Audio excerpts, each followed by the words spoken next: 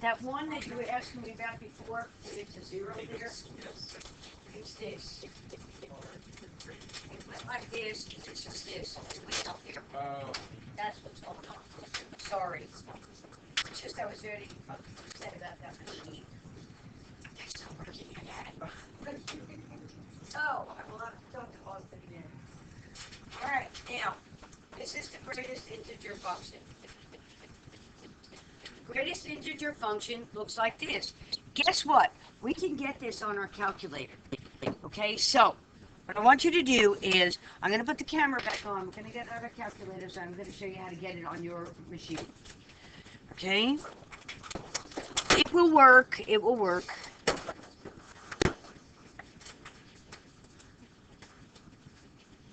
Okay.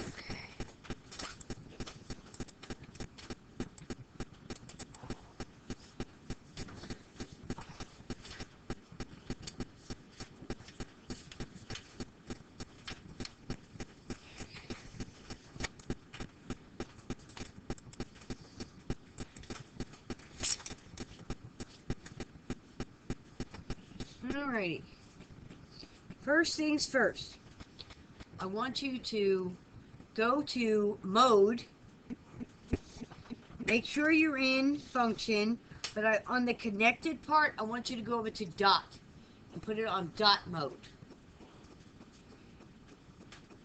You could have gone in and done that here and just made that a dot. If you go all the way to the left of the y equals, you could have chosen your style there, but you want this to be dot. Okay, then I want you to go to math. When you're to the right of the equal, go to math, go to NUM, which is to the right of the word math, go down to number 5, and it's INT, so we're asking for the integer part. Okay, and we want number 5, so it comes up integer, then you put in X there, and you would end your parentheses. Okay, then if you hit zoom 6, which is standard, you should get the little greatest integer function. Okay? It's greatest integer, like, if I were to do if this is my greatest integer function, f of x equals, now, I know before, up on the board, it had this. Most of us don't write things like that. Sometimes you'll see people write this, and it just looks like double absolute value signs. That means greatest integer also. Okay, now, if I said f of 3/2, this is the greatest integer less than or equal to 3/2. What's the greatest integer less than or equal to 3/2? 1. The biggest integer. So think, this number's in between 1 and 2. The greatest integer less than or equal to him. That would be 1. So this answer would be 1. Okay, but how about if I have f of negative 5/2? Now, if I wanted to, I could make the calculator do this for me. If you really still are like foggy on this, you could say, let's do second calculate value negative 2.5. Now, I think the answer should come out to be 3. Okay, because the greatest integer less than or equal to him would be negative 3. So, and that's what it returns, negative 3. Greatest integer less than or equal to negative 2.5. Okay, and it shows you where you are. Now, if you didn't have the dots on, it actually would look like a little stair step because it would connect them. Okay? All right, so let's look at the bigger picture of this. You have it on your machine here, but let's look at the bigger picture that's on the smart board.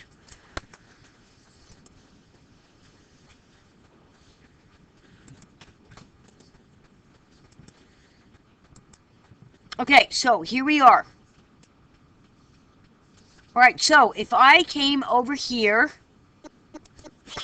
if I came over here and I was at 1.5, you notice that you would graph up to 1. If I come over here to negative 2.5, you have to go all the way down to negative 3. Okay, now let's try to do this next problem and see what they're asking. They're saying go to 4 from the left-hand side. So that's numbers like what? Let's think of the numbers that go there. Let's think of things like 3.9. 3.99. What is the greatest integer less than or equal to 3.9999999? 3. 3. So that's what goes in here. Okay? So I would have 5 times 3 minus 7, and that's how we get the 8. Now, if you want to, you can look at this graph and you say, okay, what's the deal here? If I had picked, this is 4. We want to be on the left-hand side of 4. That means we would pick 3. How would this limit change if they had said, let's do the limit as x goes to 4 from the right?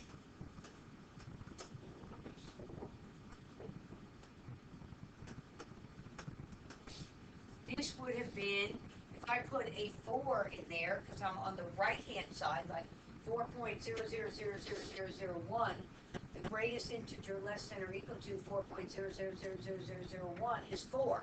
So I would have 20 minus 7, or 13. That's the difference between those. Right? Because the function jumps at the integer. All right, now, let's talk about discontinuities. Find the x values where f is not continuous, because in the homework it says discuss the discontinuities. So in other words, we have to look at this and say, where is he continuous? F of x equals 6 over x. Where is he discontinuous? 0. 0. Okay? So maybe we should draw the picture at 0 and see if there's a way to fix it. Okay. If I am at 1, I would be up here at 6. all right, so we'd be up here at 6. How about if I'm at a half? 12. 12. So we come down like this. How about if it becomes like that? How about if I'm at,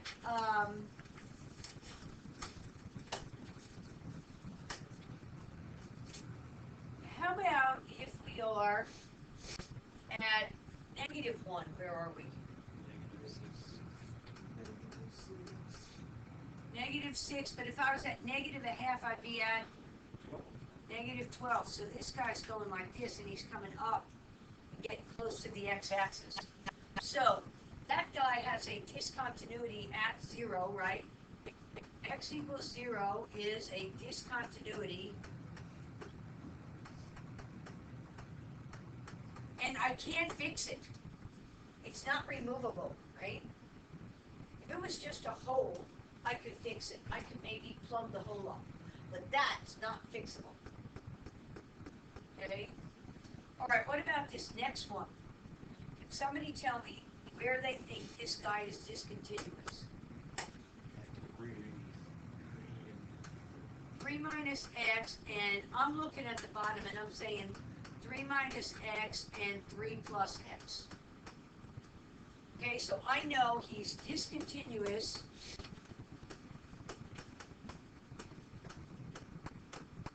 at x equal 3, x equal -3, right? That's an equal. It looks like an equal, but it isn't.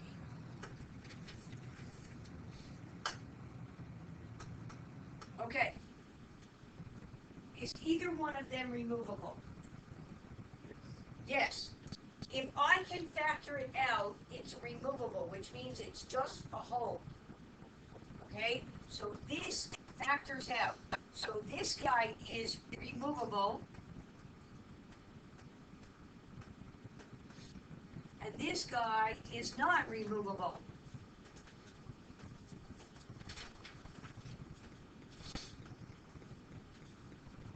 Okay, it doesn't mean I'm going to remove him, it's just the type he is. If they ask you to be specific about it, I don't know what were our instructions, which discontinuities are removable. So 3 is removable, but -3 is not. All right, how about this?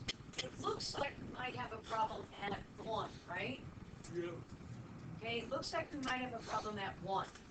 But let's really look at it by graphing it. Okay, so let's graph him.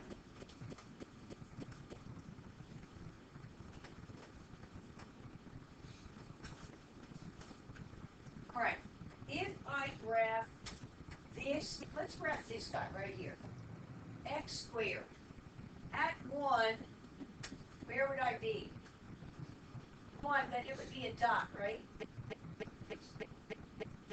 Or, yeah, no, it's an open dot. Yes.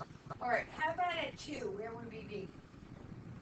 4. So this is a parabola going up.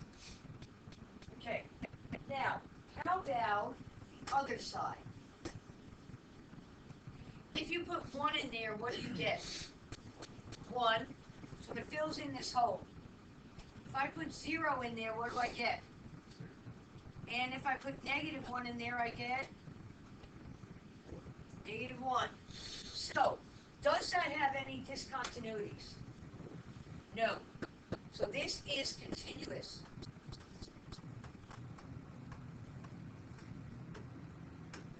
It doesn't have any, even though we thought 1 might have been 1, it wasn't 1 because one of them had the closed dot and the other one was in the same spot with the open dot. So the two of them work together to be continuous. Okay, now, I think you can start and almost be done before you even leave here